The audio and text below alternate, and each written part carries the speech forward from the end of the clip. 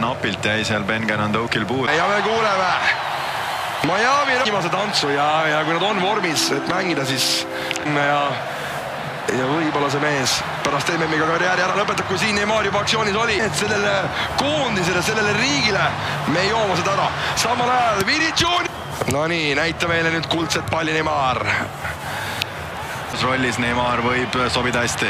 Jah, tõi seda Carlo Ancelotti kohe välja, et Neymar seda ründe osakonnas on ta kindlasti vähe aktiivsem ja parem kui Raia. Seda Brasiilia praegu, et ka Hendrik, kes Brasiilia on olnud mitmel korral päri Neymar välja. Kas võtab Janko välja? Kas läks? See tulemus kaasa võtta endaga, vältida rumalaid kolaseid kaarte. Neymar Junior valiga. Roostes.